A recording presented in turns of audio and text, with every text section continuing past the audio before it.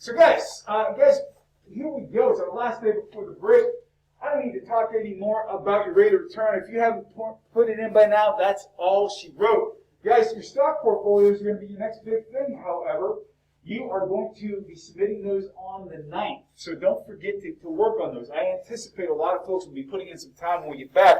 The stock game officially ends today because today's the last day of March. So this is the last day. You're going to be tracking your stocks until the end of March, which is today. Don't forget, guys, on the 5th, you have a discussion posting due. What franchise would you start? I'd encourage you to get that done before you leave today so you don't even have to think about it. After we get done with this chapter, chapter 6, which we may get close to finishing today, we're going to do our second test. There's no way in heck I'm going to punish you guys with a test on your first day back from Easter break. We'll schedule that test when we get back next Wednesday and determine when we want to do it. Because honestly, it doesn't really affect me very much. We'll even take a vote on which day we're going to do that test.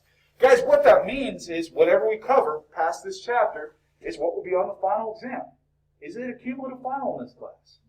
That's a little cause for celebration, right? That's a good thing, right? So it's not something to fear. Although my voice is cracking, I'm not sure why it's got me so upset. That's happening all the time these days. I'm not sure why my voice is cracking so much. Anyway, maybe my voice is going to get deeper or something. Maybe that's what's happening. We left off, guys, talking about the 4 key parts of what management and managing organizations are all about. And we finished off talking about planning. Planning, the idea being there's 2 kinds of planning, 2 big kinds of planning. There is strategic and there's tactical. What's the difference between the 2? We say we're doing strategic versus we're doing tactical. Which one is closer to us? Which one is more immediate, strategic or tactical? It is. It's tactical. We think about tactical. We think about how many of you guys play Call of Duty? Yeah, so tactical is being in the heat of battle. We're making sure that we're getting things done. Strategic is looking out in the future. How long is strategic planning? We said strategic planning is in the future. What do most people regard strategic planning as being? How many years? It's a range. It can be from blank to blank. What do you think? Most people say that if you're a company that's planning that far out, that's fantastic. Most companies don't reach out that far. It's between 1 and 5 years. So some people think a strategic plan is 1. Some people think it goes as far as 5. If you answered between 1 and 5 or either of those answers, I'd probably give you credit for it. So that's the difference, guys. We've got to look at institutional change versus immediate change. So we're going to be going through the other 4 areas of management. We're going to start off with organizing today. Guys, organizing means we're putting things in the right order to get them done. Remember, Jariah and I did a little subway exercise up here. We knew we had a well-organized subway counter because it made sure we're making good use of our resources. We also want to make sure we have the right people working for our company. Do we have the right people working in the right places? That also sometimes generically gets referred to as human resource management. The idea of how we organize people. Who here can tell me one thing that drives them crazy in this place because of how slow it is? In St. Francis University, is there something that occasionally drives you nuts because of how slow it is? I'll give you a hint. It's in this building. What am I talking about, Emily? How many times, by show of hands, have you guys walked in the door to see the line is actually out the door? Yeah, why is that, guys? Why does it take so long to get a fancy coffee at Cafe Adamucci? We can be honest here. I'm not reporting anybody, because I'll say it too. What are the problems? Why does it take so damn long? Yeah, direct. We only have 2 people working there, first of all. What else is the problem? Yes? Like sense of urgency? Sense of urgency. People are not in a hurry down there. What else? And like timing, like morning, because everyone wants to talk to you. So timing as well. Is there a chance that part of this also has to do with the fact that things are poorly planned? Yeah. Well, if we've got certain periods, we've got more people who want coffee, why don't we have more people working there? Could it also be a problem? Have you guys noticed that it seems like when people are working in that little area, they're falling over each other? Yeah, you got literally a table in the middle of places where people have to walk. It's a really terribly designed work area. It's not designed well at all. What about the coffee, for example? I get coffee every morning. Don't get me wrong, Di is one of my favorite people. She's a wonderful lady. Do I need somebody to pour the coffee for me? I can go to Sheets and get it myself. So when we start talking about organizing, are we making good use of people? Are we dividing labor in the right places? I'd rather see 2 people down there both making specialty drinks Because it seems like, and I'm going to ask you guys this. How many of you regularly buy a specialty drink from the cafe? Or buy from any cafe? How many of you regularly buy a drink at a Starbucks or a Dunkin' that is not coffee? Yeah, those things take time. And it gets in the way of people like me who just want a standard cup of coffee. So how do we make better design? How do we divide the tasks better? How do we group people? What departments make sense? For example, does it make sense to put an art instructor into the business department? Probably not. And how do we assign authority? Who reports to whom? This is how we organize our labor. And we generically refer to it as we have 3 layers. We got the top of the pyramid, and this is your CEO, your Chief Executive Officer, your Chief Financial Officer, your Chief Operational Officer, Chief Information Officer, the President, all the people, the high muckety mucks is what we say. The folks who are the big kahunas are up at the top of this. At the bottom, we got the people who are managing things that are happening every day. So, for example, if somebody's managing the cafe downstairs, they're a supervisory or frontline manager, the person who's making sure that Ford's cars are rolling off the factory. Then you got these folks in the middle. We refer to them as middle management. They get, there's an old expression that something rolls downhill. Shit rolls downhill. What does that expression mean? Yes? And like bad lane rolls down to the lower management, but any of the credit goes up to the top management. That's exactly right. Well, who's the shitting usually starts on the top and lands on the bottom, and who's right in the middle of that equation? Middle management. That means you get it both ways, coming and going. Stefan's looking like, yes, I know what you're talking about. You've been in this movie. So if you're a middle management, you also have to translate between the folks up at the top who have all these strategic goals, the folks at the bottom who are just there for a paycheck and want to get paid, and you've got to keep management at the top happy. You've got to keep the frontline workers and the line managers happy on the end. I consider middle managers to be secret weapons. They're translators, guys. Here's the thing.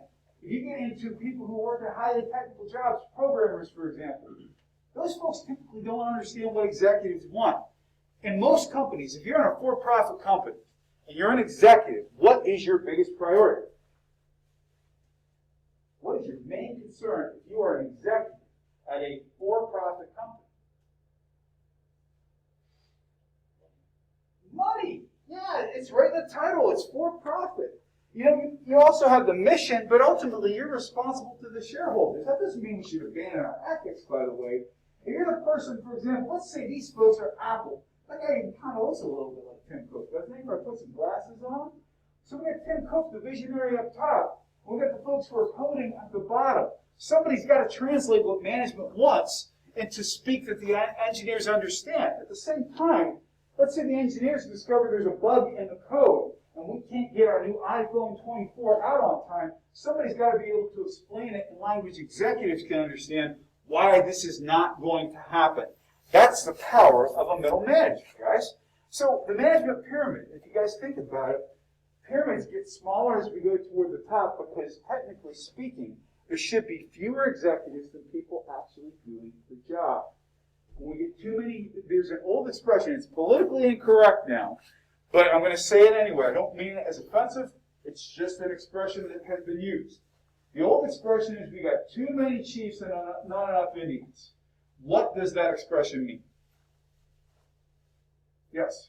Too many people in charge trying to make decisions and not enough people to like act out those decisions. That's exactly right. The organization becomes top heavy.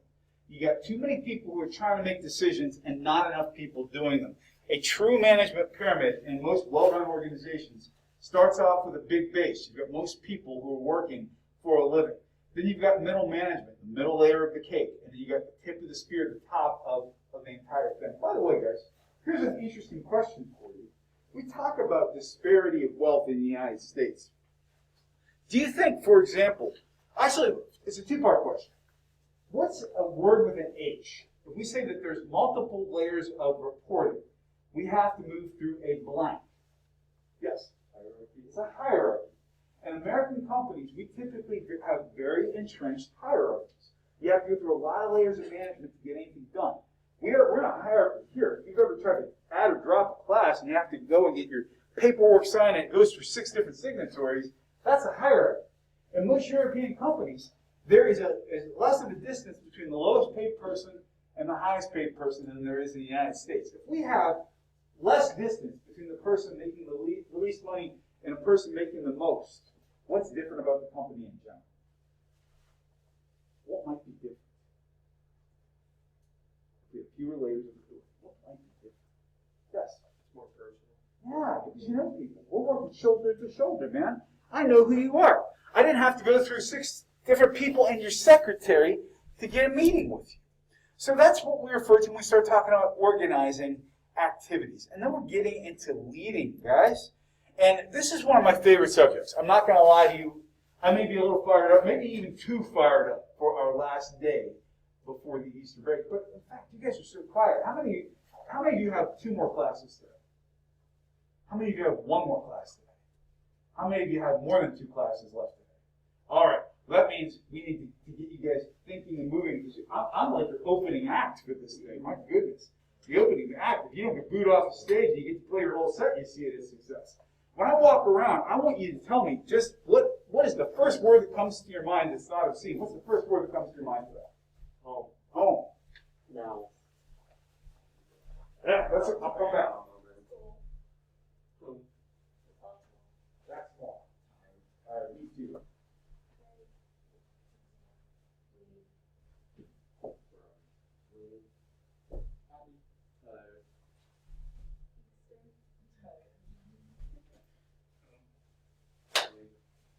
One more from you? Beer. There we go. Excellent. We got you guys talking today, and I got to do some interpretive dance at the same time. Makes my day. But we're talking about leadership, guys. What's the difference, by the way? We have leaders and we have managers. I personally don't think they're the same thing. What's the difference? What's the difference between a leader and a manager? What do you think, guys? Yes?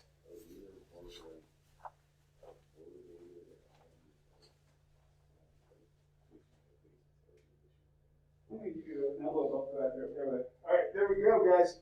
A leader inspires. A leader sets vision. A leader sets mission. A manager makes things happen. Can they be the same person? Yeah, they can. When you guys think about, for example, the best coach or the best teacher, the best club advisor you ever had, they probably have elements of both. Somebody who can lead and inspire and also make sure things get done. Leaders can be anybody. I love this idea that anybody in an organization can be a leader. If you inspire people to do good things, it doesn't mean you necessarily have to be the dean or the CEO or the CFO. You can be anybody who inspires other people to be better around them. Think about the people you interact with, whether it's at school, whether it's in your teams, or whether it's in personal life. Can you think about people who raise the bar for yourself? Yeah. Our parents are leaders. Our teammates are leaders. Even, you know what? Even the person cleaning your dormitory can be a leader if they make your day better and give you a different outlook. Managers are not always leaders. You have some people who get the title manager who are there to get done what they need to get done. Somebody at Subway, for example, might not care if they're changing the world. They're going to care if the bread comes out at the right time and if people are showing up to work on time. But they get things done through other people. That is the key, by the way, for management in general. Getting things done through other people. We also use other methods to motivate people. We use positive methods. We use negative methods. We use reward. We use coercion. We use a lot of different ways. So how do we have power? How do leaders have power? Well, we got legitimate power. Well, that person's title is CEO, so they must be powerful because otherwise they wouldn't have that title. Then we got reward power. Wow, this person can give me a raise, or they could even give me a performance evaluation that would get me to a higher pay grade. Then we got coercive power. And that means this person can threaten me. Well, how can a manager threaten somebody? What's a threat that a manager can use to get something done? If you don't do this job right, what's going to happen to you? What might happen, Joe, if you don't do the job well? You can get fired. That's pretty heavy-duty power. Or I'm going to give the raise to somebody else. Or if you're a real jerk about this, I'm not giving you Friday night off. So that's coercive power. And then we got expert power. And expert means I respect this dude or this dudette. Is that a right word, dudette? Is that okay? Is that politically correct? A dude or a dudette, because they understand what they're doing. Oh my goodness. This bass player, his name is Geddy Lee. And if he wanted to be my boss, I'd work anywhere for him because he's the greatest bass player ever to play in rock and roll. And he knows what he's doing with a 4-string. Then we get the referent power, which means we just like somebody. Haven't you ever had somebody who really just got you to follow them because you like them? Yeah. That is a big thing. It's a bigger thing all the time because of social media, for example. These are all ways in which we put power over people. Of all of these, guys, which one do you think works the least in the long term? Which one inspires loyalty and followers the least over the long term? I completely agree. Why do you think that? It just makes people, doesn't make people respect you, makes people fear you. People fear you, number one. And I will say this too. This is what I really believe about management. If you manage people through negative motivation, if you're basically saying, do this or you get punished, do that or you get punished, hit this level or you get punished, all you'll do is empower people to hit the minimum requirements. They will never excel. How many of you, and I'm not asking you to name names, how many of you have ever had a coach or a manager who only told you when you were doing something wrong? What do you learn from that coach? What do you learn from that coach? Well, you learn how not to do that one thing wrong.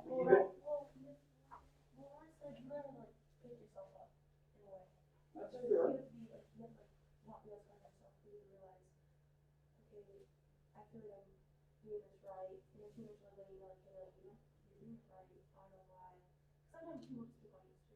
You know what else you just brought up? Intrinsic motivation.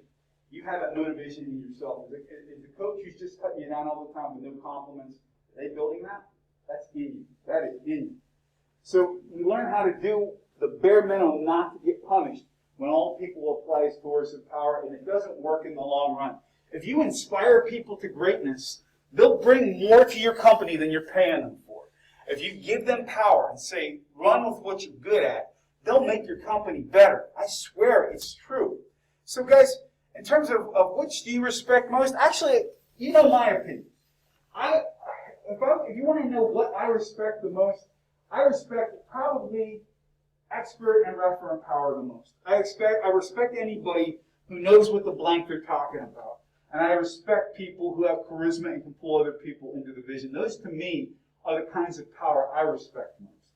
What about you guys? What do you respect the most in terms of types of power? If you had to work for somebody who exercised one of these kinds of power, which one would you respect most and why?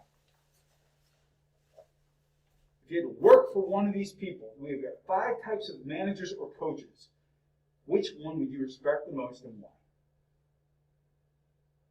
Take a second to think about it. We got legitimate, somebody's got the title. Reward, somebody who can punish you or reward you with time, playtime, or pay. Coercive means they can threaten you. Expert means they know what they're talking about. And referent means they're just charismatic and you like them. Which do you respect the most and why? Somebody, give me one man walk around and ask them folks what they think. What do you think?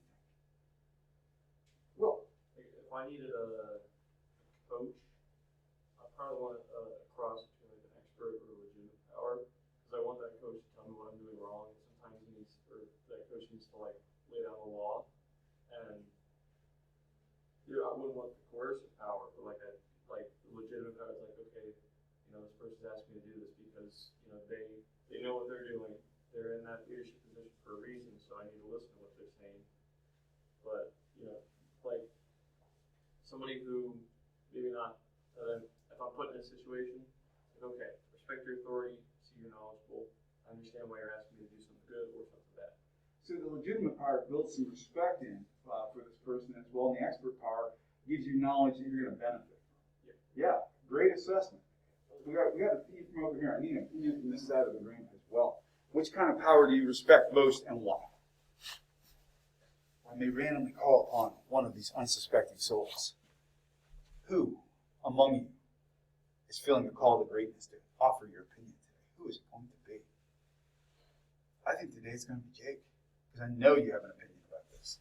I'm going to say referent power, because I think that's the only other one on the list that you, like a teacher or a leader or coach can't work up to. Because I think if you have to work up to legitimate power, so you can get that, you can work up to reward power, and then you can build up your expert power. So I think as long as you have the types of personality for referent power, that you can gain all of that other stuff and use it if you want to. I love that observation. So referent power is something, I agree with you, by the way. Even though I teach management, I'm not supposed to believe this, because all the studies will tell me I'm wrong.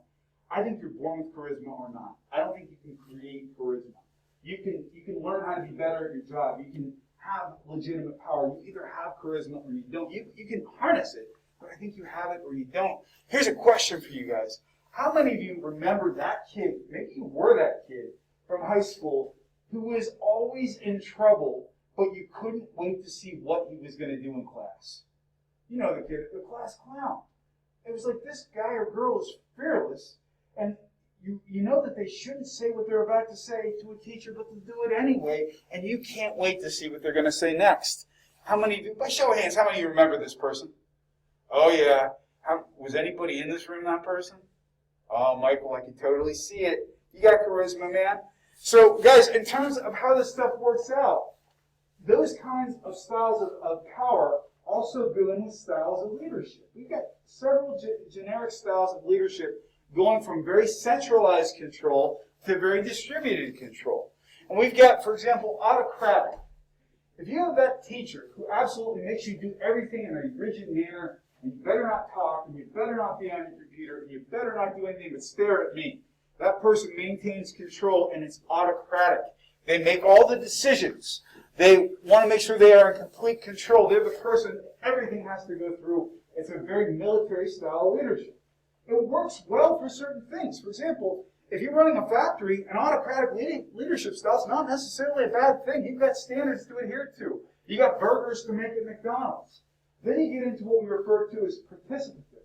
And that means it's more democratic. It means, hey guys, when do you think we should take that test? What do you think? I consider myself to be more of a participatory style leader. That's what I enjoy, because I like hearing from people. And it means we share our decision making, we distribute how we make decisions.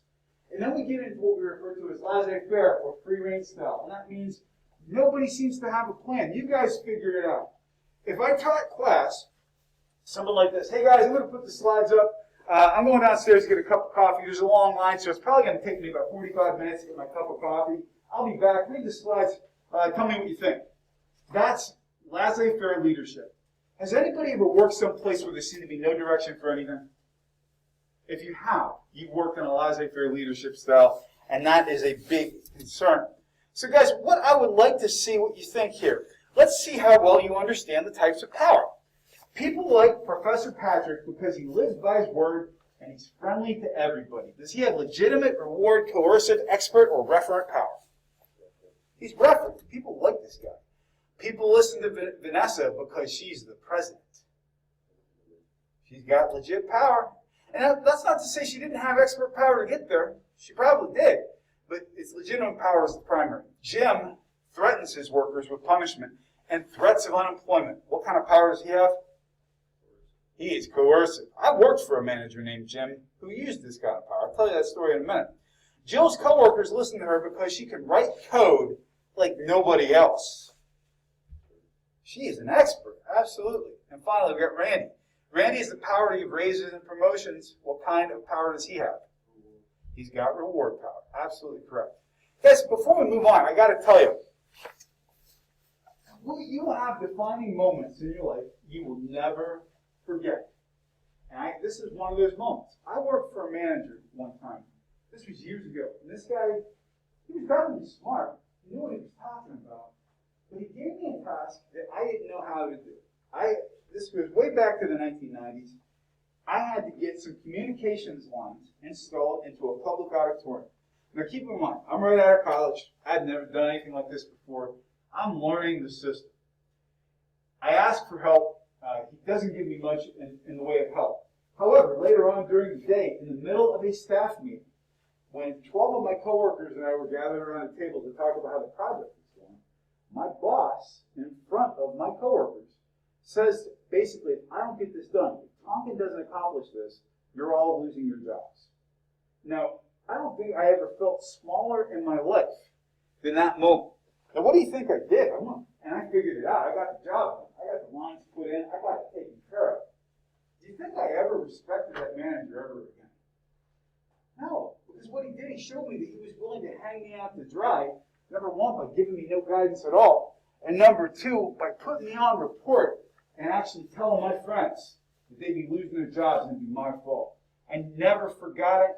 I never have done something like that to an employee, and I try very hard not to call people out in public. I'm not going to say I never do it. I do it occasionally in the classroom, but I never forgot that, because to me, that was a display of coercive power that I thought was one of the most low things I'd seen a person do. And in his defense, I don't think he's a terrible human being. I think he was a guy who was under a lot of stress, who was trying to figure something out. And that happens sometimes. Before we continue, though, guys, because we've been going for a firm half hour here, it's time for our first question or comment of the day. Who among you on this rainy last day of March, last day before Easter break, has something to ask or something to say? I'm dying to know. Or I may randomly, yes, sir. If I wanted to beat up by a superhero, wow. I'd have to say, because I don't like it. I don't like getting beat up like I like my teeth. I think I probably would pick Peter Porker, the Spider-Ham character, because I think he'd probably knock me out and it'd be very cartoonish. I'd wake up, I'd be okay. No way in hell on Batman beating me up, dude. I'd wake up with a broken arm. Or the Hulk, yeah, I'd be like carpet. No, I'm definitely saying Peter Porker, the spectacular Spider-Man. Is that a good answer? Yeah. That's a good question, too. Any other questions before we continue, guys? This is fun. I like this. We're going to go then. We're going to go in 3, 2, 1. All right. Guys, what we just did there, that was a great example, however, of empowerment. You were empowered to ask any question you wanted, and that was a good question, by the way.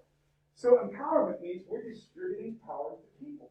As opposed to coercion, as opposed to the idea of being autocratic, we're giving people power. I'm going to give you an example of how we can empower employees. I'm going to give you 2 good examples, actually. One of my favorite places in the world is Sheetz. I love going to Sheetz. I literally stop at Sheetz almost every single day of the week for something. One time I was at a Sheetz store, and I was filling up my coffee cup because it was before COVID and I could use my reusable cup in Sheetz. And the light was blinking on the coffee maker. And that means the coffee in here is old. You don't want this. The lady who was working the coffee station said, hey, next one's on me. And gave me a card, give me a free coffee. She was empowered to say, wow, this person's not getting what they want. I'm going to make them happy. She was able to do that. I was at a restaurant one time. My wife and I had ordered a meal, and our meal was taking forever. It just didn't show up, and didn't show up, and didn't show up. And the waitress came over, and not only did she apologize for our wait time, she basically said, look, you guys now are getting dessert, and it's on me. So she was empowered to make those decisions. Empowerment means employees have a say in how a company is run. One of the biggest things in Japanese car manufacturing, any person who is working the line has the power to pull an alarm to stop the line at any time. If they think there's something wrong, they can stop the line and say, look, we've got to take a look at this. You don't see that kind of power in a lot of American companies. But it's empowering people to basically say they have a say in things. What happens, guys, if we're saying we've got company A, in which no matter what you say, nothing is going to change? We're not going to listen to you. And we have company B that's saying, look, you're working on the front lines here. You're our wait staff, you're our factory staff, you're our whoever staff. What's the difference between the way people feel at those two companies? What might be different about company B? You're a person working. What might be different? Well, you know what we're going to do? I'm going to sit on this chair and wheel around today. We'll see who the first person I stop in front of is. We're trying not to fall over today. I don't want to break anything. Who's it going to be today? Oh, don't stop me now. Don't stop me now. What's the difference in company B? Company A, these folks over here work for company A, you work for company B. Company A, right now, you don't like working conditions. You talk to management, what are they going to say? No, you're company A, they don't care. Company B, we're listening to you guys. So if you have problems or opinions, we're listening to you. What might be different about the way you feel at company B versus the way you feel at company A? Exactly right. You have a say in it. I like this. I need to get over the wheelchair more often. This is kind of fun. So yeah, people over here are a little bit more loyal. People over here might even start employee committees. If we have a say in things, what might you guys improve? What might you make better? Not just for yourselves, what else might you make better? The work environment, the products, the services. You guys over here have been shown basically in company A that no matter what you do, nothing's going to change. So you know what happens to the products? Nothing. Over here, these guys are competitive. We're running contests to see if somebody has a new product idea. We're fixing things. We're changing things. You know what you guys are? You guys are Apple. You guys are BlackBerry. BlackBerry, it took an act of Congress to make a change to a product or service at BlackBerry. As a result, nothing changed from about the mid-2002, 2003 model year till they went out of business. Apple's always innovating because they listen to their people and their people are engaged. Google is the same way. The more you empower people, the better corporate culture you establish. And what corporate culture is, guys, means what are the standards of behavior? What are our attitudes? Company B's attitude is going to be, we're going to make things better no matter what. Company A's attitude, no offense to you guys personally, is going to be, we're going to show up for work and do what we need to do. So your attitudes, values, and standards, they develop over time, and they make the cultural DNA of a company.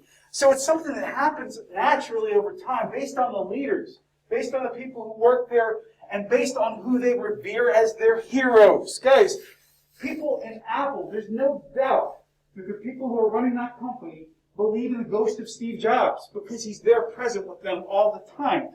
They believe in the missions of their companies, and their symbols reflect it. The Nike swoosh. When you guys see the swoosh, what does it say to you? It even looks like it's moving. It's the swoosh, man. It's part of their cultural DNA. So, guys, what I want you to do, if you would, because we're talking about company culture, describe St. Francis in one word. Pull EV.com/Kent Tompkins 063. Tell me what St. Francis is. The first word that comes to mind when you think of St. Francis. Perfect. Wow.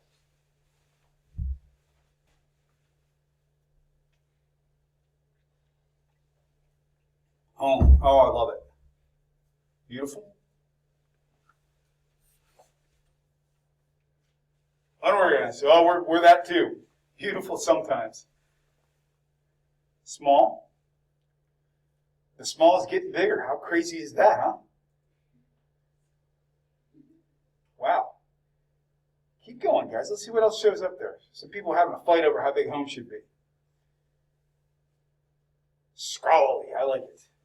You should say it like Sean Connery. It's a very scholarly place. Yes. Isolated. Yes, we are.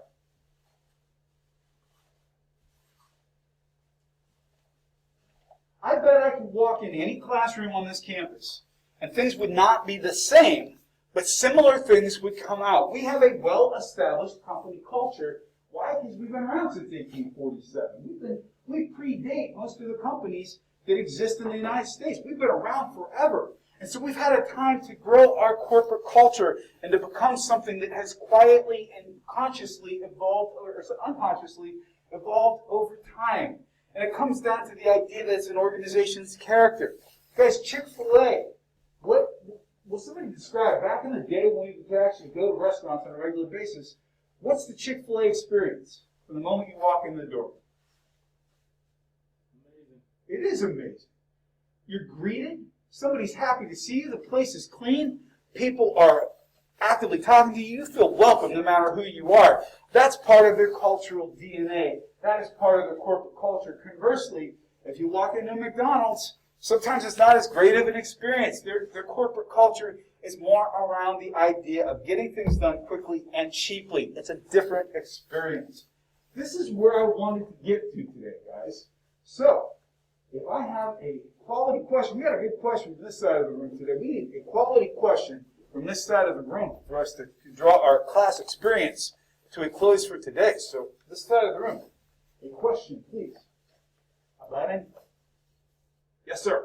What are your plans for the break? I'm going to be recording about 10 lectures and ranking papers in the creative writing contest. I got 17 papers to read, and at some point there I'm going to sleep a bit too. What about you, Stefan? Yeah, I'm probably just going to go sit down and sleep a lot. Sleep a lot. That sounds good to me. Guys, have a wonderful break. Travel safe if you're traveling. I'll see you back here next Wednesday.